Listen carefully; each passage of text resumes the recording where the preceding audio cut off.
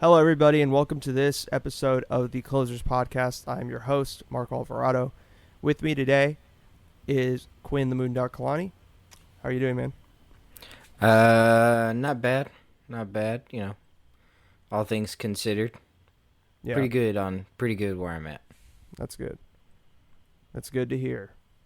There's a lot that's gone on, man. There's a lot that's happened, and, we weren't planning on putting out an episode this soon, but because of recent events, you and I earlier were debating whether or not we should even do an episode, whether we should wait till what our best course of action would be. And, you kind of put the ball in my court and was like, whatever you want to do, we'll go with it. So I thought the best course of action would be to give everybody, to inform people of what's happened, give a summary of everything that's happened. And, then at the very end, we'll give each other a chance to give our own thoughts of the situation and maybe talk a little bit openly on opinions, and then that'll be it. So it's a pretty short episode. This is pretty sensitive material, sensitive information, and we're respectful of that, so we're not going to really touch on anything else other than that today. Next week we will have a guest on, and maybe a couple guests, and it'll be more of a lighthearted episode, barring any other crazy social events happening. It should be back to normal, at least on this show. So, anyways, okay, so the timeline that I'm looking at and that I kind of have been going off of is starting on May 25th. So this was Monday. Today we're recording on a Friday. This will be out Saturday. So Monday the 25th, there was a video that was posted on Facebook, in which George Floyd, who is widely known at this point, who was shown being restrained by a police officer, but there were 4 police officers total on the scene. This police officer had his knee on the windpipe of George Floyd for a total of 9 minutes. And in the video, which is very graphic, he is seen begging for his life, basically. And the cop isn't budging. He says because the guy can talk, he can breathe, which is complete bullshit. Which, is just obvious in the sense of he died because of that. Like, he couldn't breathe. You can still talk and not be able to breathe. And also, if you have your knee on someone's, you being an MMA guy, Quinn, I'm assuming you know this. When you put a lot of pressure on someone's neck, they might be able to breathe, but it doesn't feel like it because you're cutting off oxygen to their brain. Well, you're cutting off the blood supply to the brain. Right. Which the blood carries oxygen up there, if I'm correct. If I'm not mistaken. Right? Yeah. Yeah. So that's why he passed away. So that's Monday. And according to a statement from the Minneapolis Police Department, officers were called to investigate reports of forgery, and Floyd was suspected of writing a bad check, and that's why they were called on the scene of this local convenience store called Cup Foods.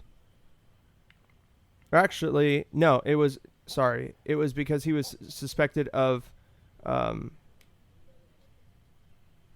a counterfeit $20 bill. Monopoly money. Yeah, Monopoly money, yeah. So that was Monday. The video was put up. There was outcry, but things escalated on Tuesday when the FBI and the Minnesota Bureau of Criminal Apprehension began to investigate the incident. And the 4 officers that were involved with the incident were fired by the police precinct. And Mayor Jacob Frey of Minneapolis said on Twitter that this is the right call. Being black in America should not be a death sentence. And he also wrote on Facebook, for 5 minutes we watched a white officer press his knee into a black man's neck. When you hear someone calling for help, you're supposed to help. That officer failed in the most basic human sense. What happened in Chicago and 38th last night is awful. It was traumatic. It serves as a reminder how far we have to go. So then that evening, protesters gathered in the streets of Minneapolis, chanting, I can't breathe. And then that brings us to Wednesday, which this is the day where things kind of escalated fairly quickly. The Minneapolis Police Department revealed the names of the officers fired. So Derek Chauvin, Thomas Lane, I'm going to butcher this, but Tu Tao, and J. Alexander Kung. I believe that's how you pronounce it. I'm not sure. But that's via the New York Times, and Mayor Frey called for prosecutors to file federal charges against the men. And people wanted to see action, so there were more protests that night. But then last night, things just exploded. And actually all day yesterday, things just exploded. And I think it's partially because of just the climate online, which we'll get to after I give the rest of the timeline.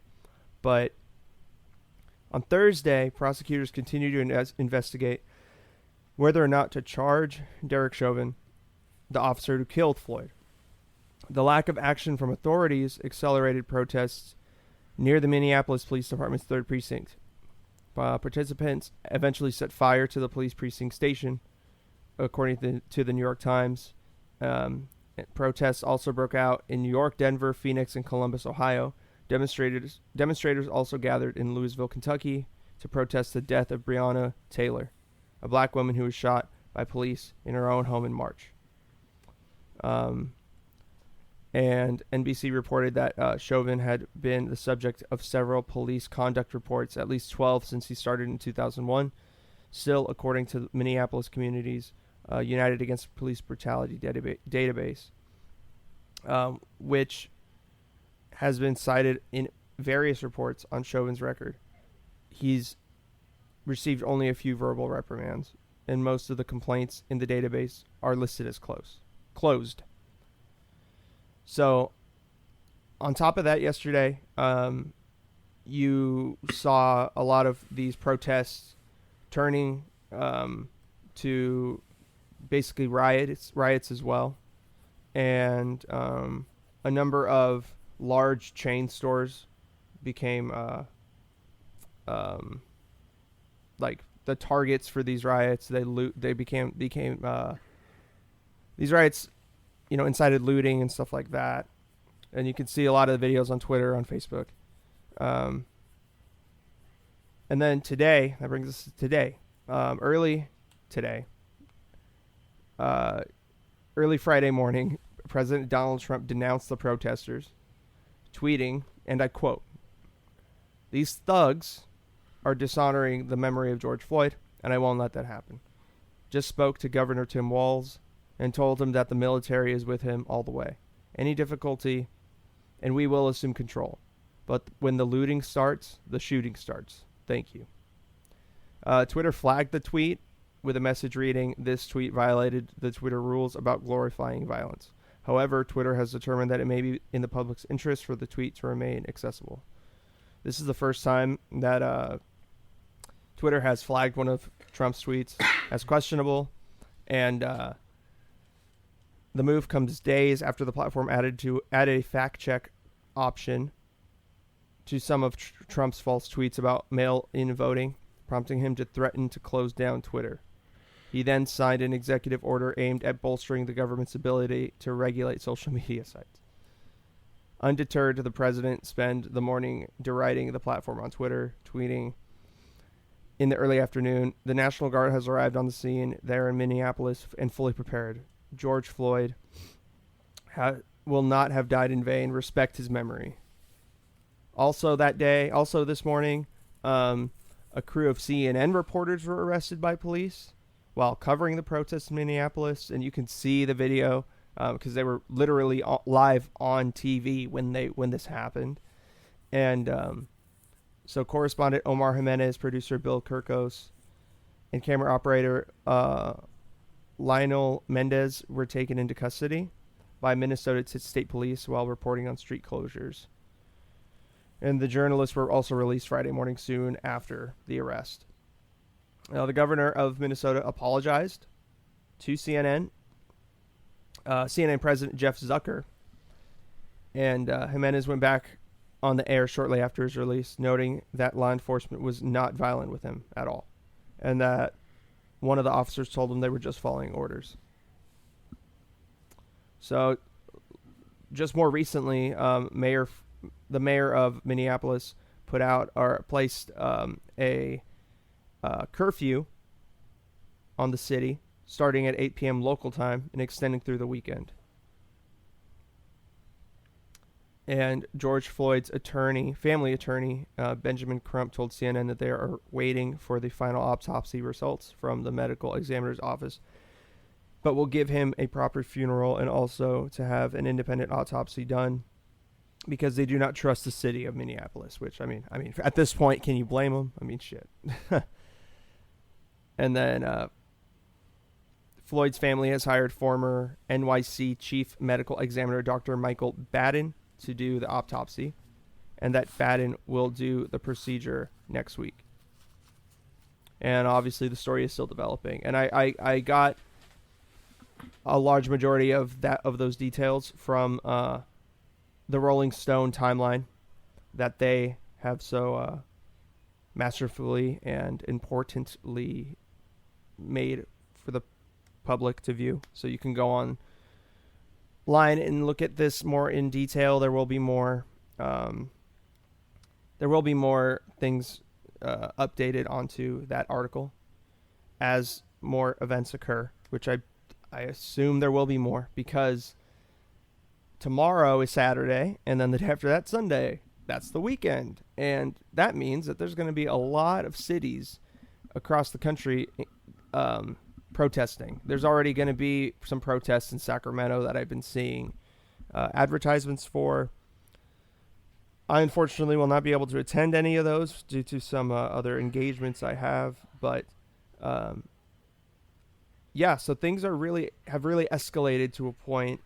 And I've been doing a lot of talking, Quinn, so I want to get your take on this whole situation. On one hand, there's the fuel of, this whole situation didn't come out of nowhere. You know what I mean? So I'm just curious, what's your take on this whole thing?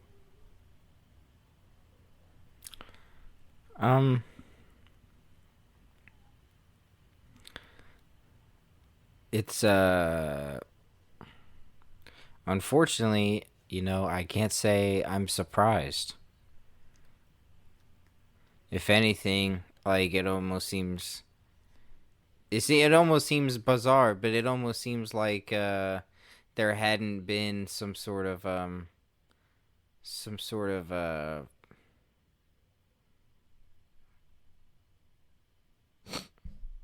just seems like we were due for something like this. Does that make sense? Yeah. What I'm trying to say is that racial violence at the hand of authoritative figures has almost become par for the course. It's almost become standardized, normalized. Yeah. In fact, I think it's always been like that. I think cell phones have just made it more apparent to folks outside of the African American community who weren't aware. Yeah. I think it's always been like this. Now it's just with the advent of technology. All eyes of the world are can be placed upon something. Exactly. Technology has a big part to play in it. But I'm not surprised, which I think is one of the more sadder aspects. Like, I'm not surprised that this happened. I'm not surprised that there is a racist, homicidal police officer who's killed someone before. Yeah, 3 other people, I think. Yeah, I'm not surprised that person is a police officer. Yeah. I'm not surprised that when he's supposed to detain an African American, that he decides to kill an African American. Yeah. In front of other civilians. Yeah, I'm not surprised that the other police officers stood by and let nothing happen. Nothing surprises me about it. It's just more or less just devastating sameness. That is very sad. Devastating sameness. You know. Yeah. Yeah, I think the shittiest thing about this is well, there are many shitty things about it, but one aspect that I've been thinking about a lot is the fact that this guy, this murderer, has murdered 3 times before. Yeah. And it had just fallen upon deaf ears, apparently. Yeah, it apparently they were investigated each time, and he just got verbal warnings from the police and department. they were they're minority men, so yeah, this dude has a pattern. Yeah, exactly. I don't think it's outside the realm to call him a serial murderer. He's murdered more than 3 people. Yeah. Now, so I'm just not surprised, man. I'm just not sure what comes out of it. Hopefully, change, but change has to be wholesale, has to be systemic, or nothing will happen. Right. And I just think in this past year, I feel like tensions have just been growing and growing and growing. Well, I mean, in a lot of different ways. What a horrible time for this to happen. I mean, everyone's cooped up, locked up, wound up. Yeah. People who were looking for an outlet, subconsciously or consciously, now you have one. Yeah. And exactly. and you have a figure to exercise that against.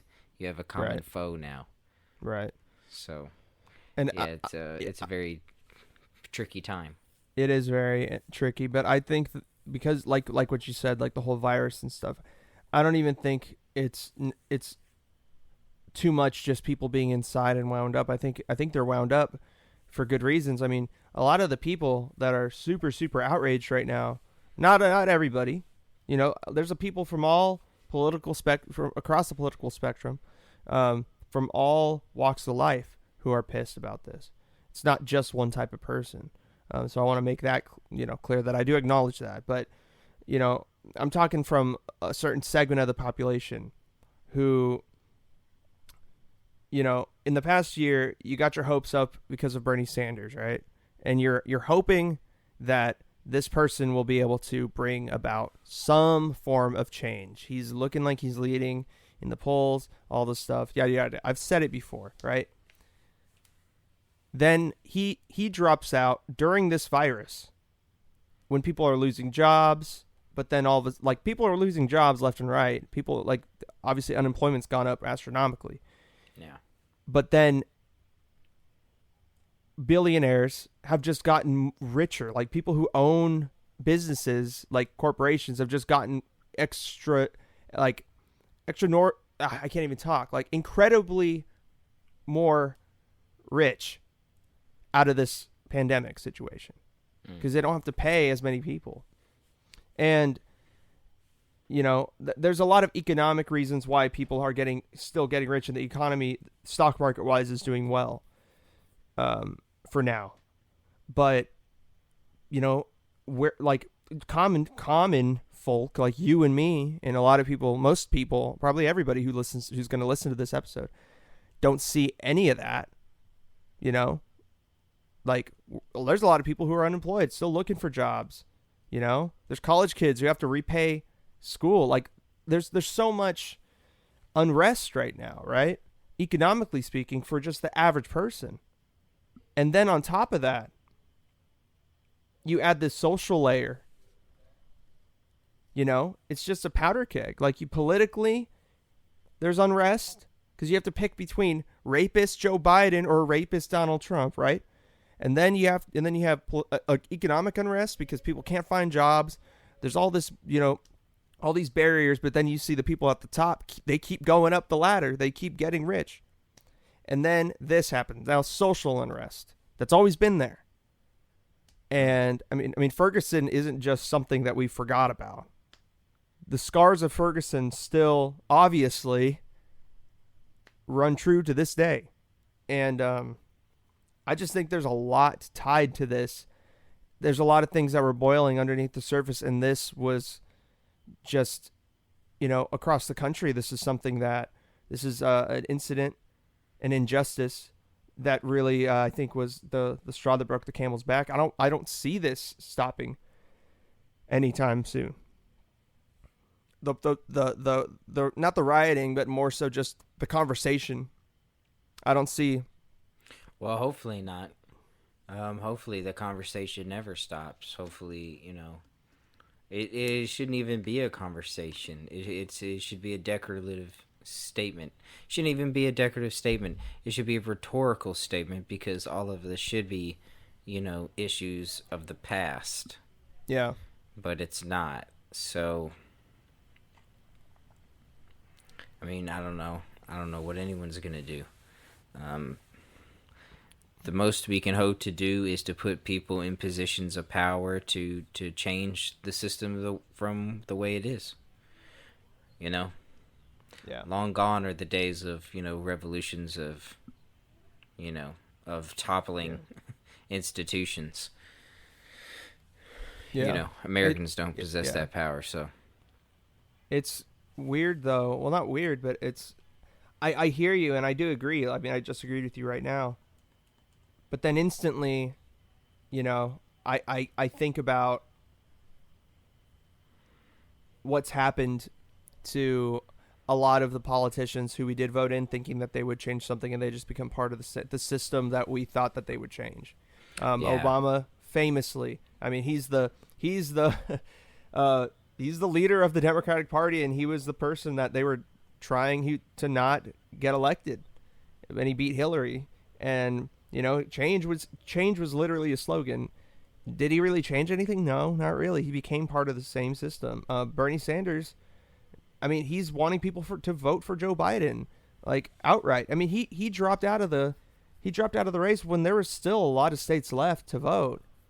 It wasn't likely he would move or he would win, but he dropped out pretty quick, and now he's even scaling back on what he believes, or what we thought he believed. He's starting to kind of reel back his kind of more democratic socialist talking points and stuff, and he's starting to agree with the moderate right Democratic Party. And it's difficult. It's like I'm nervous. Even AOC, she's starting to get really buddy with Pelosi and stuff. There's just so much that I'm just like, I don't know if there's a way to change anything, man. And it's really disheartening. I don't know. I don't know about anything of that. I do know that this is the optics of this doesn't bode well for Amy Klobuchar's vice presidential hopes. That is true. Very true. I also know that that a stimulus check going through right now is looking better and better to Republicans. That is true. It's sad that it takes somebody dying in order not even that. What they're thinking is like, oh my God, let's just throw money. They're gonna throw money at the problem. That's gonna be their solution. Oh yeah. They're not gonna do anything against the police force. And they're not gonna be willing to secede any sort of power. So what they're gonna do is they're going to rush our stimulus check. Mitch McConnell already came out today and said, this next stimulus check will be the last one. So, he's already softening his position on from when he said the HEROES Act would die, upon entering the Senate. So my prediction is that they're going to throw money at it. I hope that, we're going to forget about it. and move onward. But the only thing that has to only thing that can happen that is going to change anything is you have to get people with radical progressive ideas into authoritative positions of power, people that are going to institute policies and procedures and laws that benefit minority communities, specifically the African American community, specifically the Hispanic American community, and onward, all minority races, all minority cultures. Until that point, you're going to continue having these. I agree. And it's something that I don't necessarily talk about a lot. Well, I mean, I've never talked about it on the podcast, but I mean, my dad told me that when he was younger, he lived in San Jose, and one of his cousins was stopped by police and was taken into custody for having a broken taillight. And he was taken behind a grocery store that was closed because it was later at night. Obviously, a broken taillight, easy to see at night. And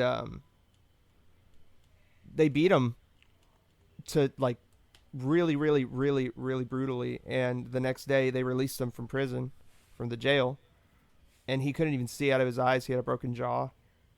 And he had to sleep like that, So it's like everybody, I bet you, like everybody has a story, or they know somebody who's had some sort of injustice done to them, by the police. And well, I mean, no one's. One of the giant problems is that police forces aren't reflective of the communities they serve. Yeah. Minority communities need to police themselves, in the sense that there needs to be social and federal programs, state programs put in place as outreach to get minority men and women to become police officers, to become sheriff patrol within their own communities, man. Because it's just apparent that you can't trust those outside your communities to do right by you. And I mean, it's understandably so. Why would you trust someone who has no sort of cultural inclination to who you are? Yeah. Or your plights or your struggles, your standing. It doesn't make a lot of sense. So, I mean, that at the very least is something that has to change. It has to change. There has to be more government influence in this sort of thing, whether it be federal or state. Your police department is funded by your tax money. Yeah. It is a socialist program. Mm-hmm. It is. So your police force should be, reflective of the society that it serves. I agree. I think that we should just privatize the police. They'll make the... Just kidding. That's not fucking... I laugh at people who think that that's a good idea. There's not many people who think that's a good idea, but there are some out there. And it's just like, how... Yes, let's allow for, the people who make billions of dollars to just own the police. Like, yeah, okay. I would say just know, if the murder of George Floyd is surprising you to any way, if it's a shock to you anyway, that's a good thing. But know this, that this has been happening to African American men and Hispanic men and minority men every day, unseen by the majority of the world for decades. Yeah. Unfortunately, it's nothing new. Yeah. But it has to change. And there are going to be more, too. That's the sad thing. This isn't going to be the last time. But, I hope, and we can all... the only thing we can do is just hope that we are moving in the right direction, and that all of this unrest, all of this turmoil that we're all going through collectively as a nation and as a world because of the pandemic and everything, that but more importantly as a nation, that Yeah, I mean, you know, that it will one day, that all of this will lead to a better place. I'm hoping, but yeah. there's no way to tell. If you're listening to this and you want to be, part of the protest, part of the opposition to authority, then just consider this and identify this before you start. Let it mean something. Let your being there mean something. Yeah. If you can do that, then I think you're in the right. I agree very much. And if you do want to help, let me see. If you do want to help monetarily, there is, I believe it's the Minnesota Freedom Fund. I believe that's what it's called. Let me see.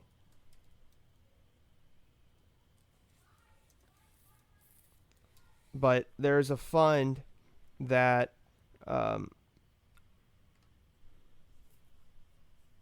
combats the harms of incarceration in Minnesota. So basically what they do is they have a fund. It's a fund where people who are unjustly jailed by the police, like the CNN reporters who are just randomly jailed for no reason, they bail them out.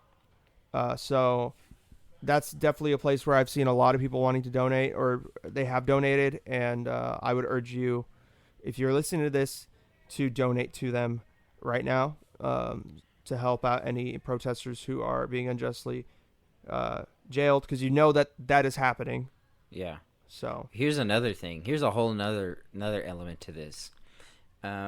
We've, speaking to our audience here, me and Marco both have worked in retail for quite some time.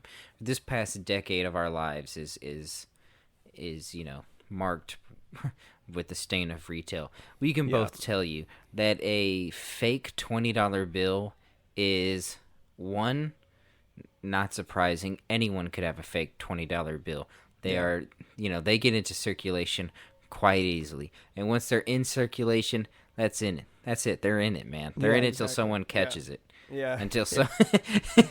And when someone does catch it, a $20 bill is not a big deal. It's really not a big deal. In fact, it's So one of the most dismissive things of all time. Most often than not, it's a common mistake. The person who holds the $20 bill had no idea it was forged. Exactly. Had no idea it's fake. Yeah. And will often, seek to rectify it themselves. And even if they don't, it's $20. In some states, if you were to steal something from a store and to be charged with theft, you have to steal over $100 worth of value of product. Yeah. It's fucked up, dude. Like, a man... So know this, Closers Podcast audience. The Minnesota Police Department, the Minneapolis Police Department, found you had declared the value of a life. They said that George Floyd's life was worth $20. Know that. Know that, that's not only the Minneapolis Police Department. That's commonplace amongst many police departments. It's true. And,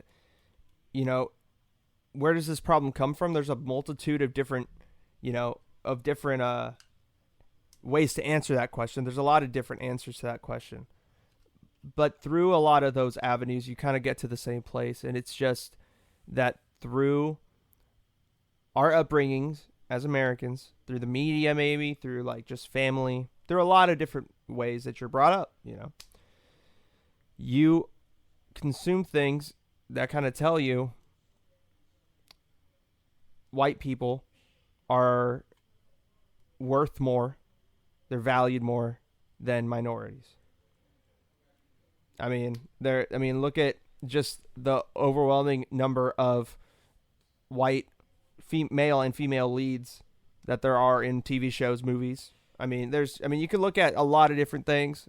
It's fairly common knowledge now, but a lot of the stories from back in the day, show minorities as being the bad guy and white people are the good guys. I mean, look at even our history, how people, how we're taught in history class in like elementary school that when the British came over to colonize the Americas,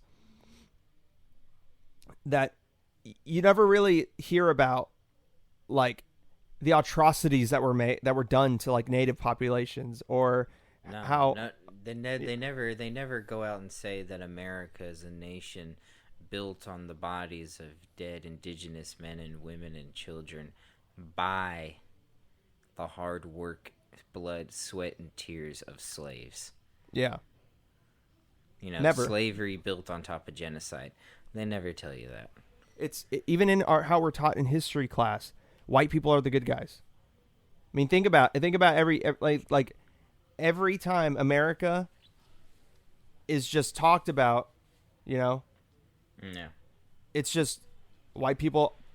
America equals white people equals good, right? That's just how how I was taught history when I was in elementary school and stuff. Maybe because it's just easy to make sense for kids, okay? But still, that's not right. And I think it starts from that. It is a grand. It's a grand conspiracy. It's a grand conspiracy that the white identity is the premier identity. It is the true identity. It is the American identity, and it is ingrained from us from the time we are in children, through not only advertising and marketing, but also through education and through our societal interactions. Everywhere we go, we are reminded of the white regime, the Anglo-Saxon, the Anglo-American regime. Mm-hmm. And as we grow through that, we grow underneath that umbrella. Exactly. That blinding white light. So much so that most of us forget about it. Most of us are so comfortable within that little underneath that umbrella that we just don't even think about it. It becomes commonplace, man. It's like it's like living with a smell, Eventually it just becomes part of the overall ambiance of the place. But when things have gotten really rotten. Say it. Just say it. Fruit flies. I couldn't help myself. I set myself up for it perfectly. Yeah, you did. You did. But what all joking aside, that's a Bohemian Rhapsody reference, by the way. All brevity aside, America is a Anglo, American regime. It's a regime, man. I don't know what else to call it. It's a regime. It is, and I mean that in the most oppressive sense. And I don't disagree. I do not disagree with you. I totally agree with you. It's really unfortunate what happened to George Floyd, and I just felt like it was very important for us to discuss it candidly, but also kind of come at it from an angle of trying to inform. Another aspect that I didn't touch on, this is not confirmed, so remember that when I say this, but signs are pointing to that the riots and the looting was started by undercover police officers. And there's that's for sure. That's for sure a true thing. You think it's for sure a true thing? Oh, for sure true. Okay. For sure true. It's almost like, come on. Well, no, I believe I personally think so. It's just like there's no none of the news outlets have like definitively been like this is fact. It hasn't been like, but we all know it. But it's not like those same guys are the guys that showed up in the hood a week ago, and they're like, "Do you know where I can find some Drugs. Pushing up their glasses. Oh, Jesus Christ. Yeah. So, and they do that, the police want to make these rioters look, they want them to become from protesters to rioters. They want that connotation to be there, because if there's that difference, there's a difference in the consciousness of Americans. There's a difference between protesters and rioters. Rioters equals chaos. Protest equals order. They want to show that these people are bringing chaos, right? Yeah. So it's a bunch of bullshit. Not only that, they want to show and portray African Americans as disassociates of the American lifestyle. Exactly. Bad. They want to portray African Americans as bad actors. Exactly. These whole thing. 100%. They want to hold up the examples of windows being smashed through, cars being set on fire, and buildings ablaze. They want to say, look, this is the African American. That's not true. We know it not to be true, but that's what they want us to believe. It's the same tactics that they were using in the 60s and even before that. It's the same thing. The same thing that they've been doing for basically since the existence of America in general. And like my dad said yesterday, I was talking to him about it, and he was like, look, this whole police brutality thing, it's been around for minorities for forever. And now with technology, people are able to record, people are able to see these acts being committed. Now the police is chicken, they're the what the fuck is it the chickens are home to roost? Is that is that the saying? I think so. The fat lady singing. Basically. And now it's, they have to pay for this behavior. Like now it's getting to a point where they cannot hide these injustices anymore. It was so easy for them to do that before technology progressed to a certain degree. Now it's not. And it just goes back to the hope that one day this will become a rarity, as opposed to something that happens all the time. And right now we're not there, but yeah, hopefully 100 years from now, people will look back and they'll be like, "What were you guys thinking? You guys were so stupid." Exactly. But, yeah. I hope. But so right now, that's all we know. Those are our thoughts. Those are our opinions on everything that's happening in Minneapolis. There's going to be more things to occur. Will the 3 other police officers also get taken into custody? We don't know that yet. Hopefully they do, because I believe they are just as accountable as the officer who committed the actual murder, because they were there and they didn't stop it.